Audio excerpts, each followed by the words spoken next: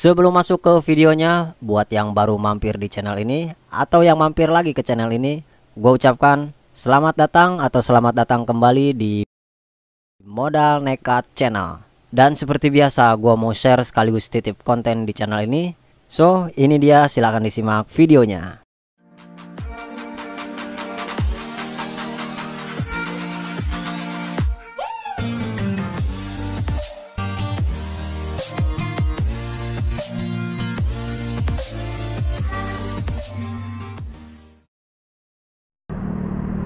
Masih dengan konten si Neng alias Nuvo Lele Modal Nekat ya. Jadi kali ini gue dalam perjalanan mau ke rumah orang tua gue. Nah sebelumnya ini gue preview dulu untuk jalur ke rumah orang tua gue ini jaraknya kurang lebih 7 kiloan lah dari tempat istri. Dan jalurnya sendiri itu karena rumah orang tua gue di kaki gunung, lebih pelosok. Jadi jalurnya ini nanjak terus. Nah ini bisa dibilang mungkin apa ya, untuk tes tambahan lah gue nyoba motor ini dipakai di jalur yang cukup ekstrim ya, di kampung halaman kayak gini. Apakah mesinnya ini masih layak ya, secara ini usianya udah 20 tahun lebih gitu ya kan ya. Walaupun kemarin kan udah gue tes juga ya, dibawa dari Jakarta ke Bandung dan alhamdulillah aman selamat sampai tujuan tanpa kendala apapun di perjalanan ya. Tapi untuk kedepannya motor ini akan gue simpen di sini untuk kebutuhan gue warawiri gitu ya. Kalau pas saat gue lagi di kampung ya, contohnya kayak gini, saat gue mau ke rumah orang tua gue untuk kebutuhan warawiri ke tempat lain, motor ini yang akan jadi tambahan kaki buat gue lah. Ya mumpung gue juga masih di sini, jadi sebelum gue tinggal ini nanti ke Jakarta lagi ya, untuk mastiin kalau motor ini aman untuk gue tinggal di sini.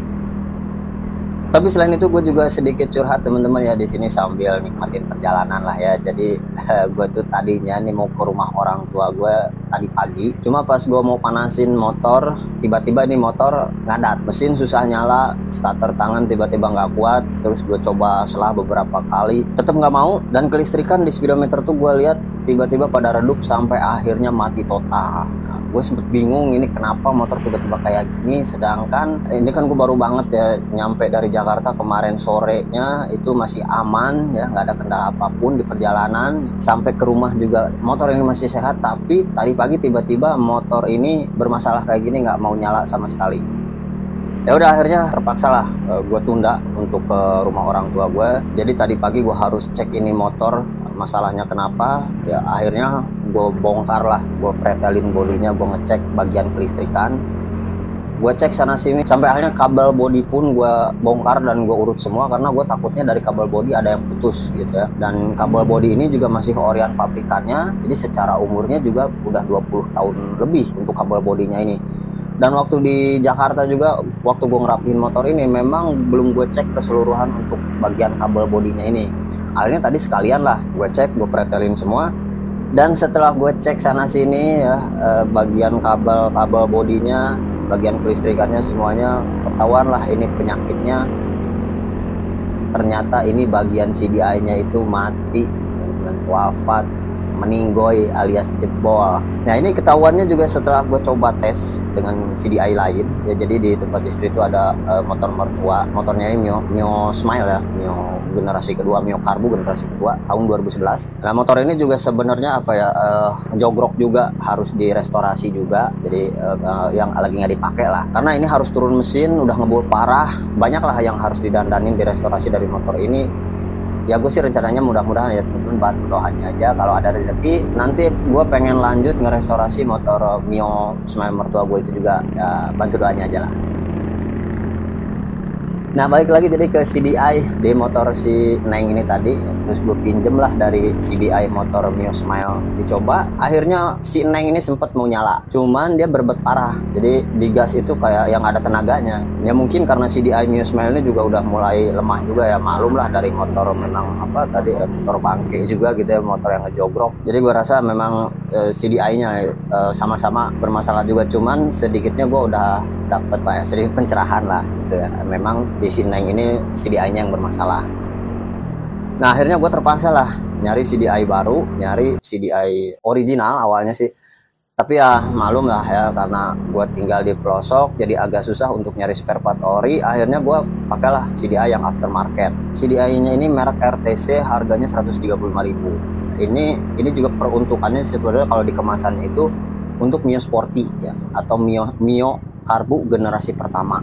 Nah, kalau yang tadi kan punya mertua gue tuh Mio Smile ya, karbu generasi kedua. Nah itu CDI-nya beda. Kalau yang tadi gue saat nyobain yang pakai CDI Mio Smile, itu bagian jalur kabel CDI-nya di Sinuvo ini harus gue sesuaikan lagi gitu. Ada yang dirubah lah jalurnya.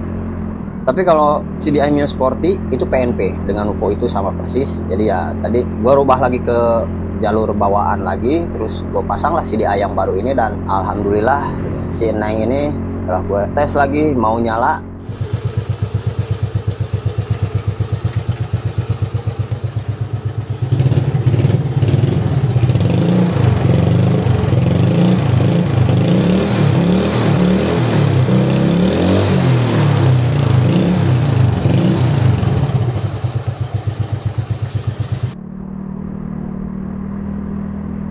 Ya, dari kejadian jebolnya CDI si Neng ini ya bisa dikatakan gue sih masih tetap bersyukur lah ya. Ya bersyukur dalam artinya gini, yang pertama ini wajar sih ya, part yang udah memang berumur, kemakan usia juga, ya udah waktunya ganti. Jadi wajar kalau memang harus diganti. Terus yang kedua ya gue bersyukurnya permasalahan ini kejadiannya setelah gue sampai di kampung halaman, barulah CDI ini jebol gitu. Motor ini ngadat. Gue gak kebayang kalau misalkan kemarin kejadian ini gue alamin saat di perjalanan gitu ya, misalkan di pertengahan gitu ya, gue udah sampai Cianjur atau Padalarang ya, itu kan kalau balik lagi ke Jakarta nggak mungkin ya, udah setengah perjalanan ya, untuk sampai ke rumah juga masih jauh. Ya kalau kejadiannya di tengah perjalanan kayak gitu ya udah pasti gue di perjalanan sengsara banget gitu. Tapi untung banget ya ini si Neng kemarin itu kalau di perjalanan bener-bener dari Jakarta sampai rumah itu aman, bener-bener gak ada kendala apapun, lancar, sehat walafiat. Tapi ya inilah mungkin sebenarnya kemarin udah capek ini motor, jadi dipaksa. Ya memang waktu dari Jakarta juga gue ngerapihin motor ini tuh ya belum 100% juga sih ya. Gue mungkin ini juga terlalu maksain untuk gue bawa buru-buru gue bawa pulang. Ya udahlah, namanya juga udah kejadian, mau gimana. Toh pada intinya permasalahan masih bisa tetap gue atasin. Ya mudah-mudahan cuma si DI ini aja yang bermasalah di motor si Neng. Untuk kedepannya yang tinggal ngerawat aja ya. Bagian-bagian yang lain jangan sampai ada yang bermasalah, apalagi yang sampai nguras kantong lagi.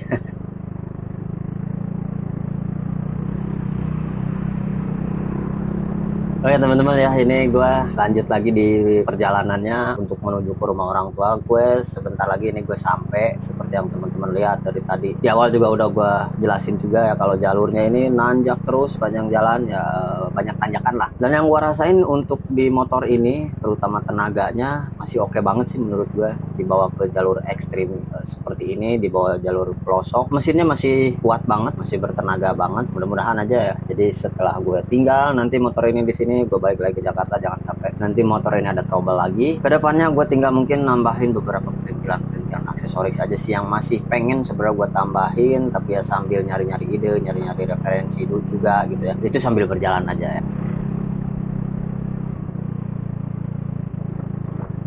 Oke teman-teman, ini gue udah mau sampai di rumah orang tua gue, dan untuk sharing video kali ini gue cukupkan sampai di sini dulu. Mudah-mudahan apa yang gue share bisa memberikan manfaat dan bisa memberikan referensi. Mohon maaf atas segala kekurangannya. Terima kasih, sampai bertemu kembali di video berikutnya.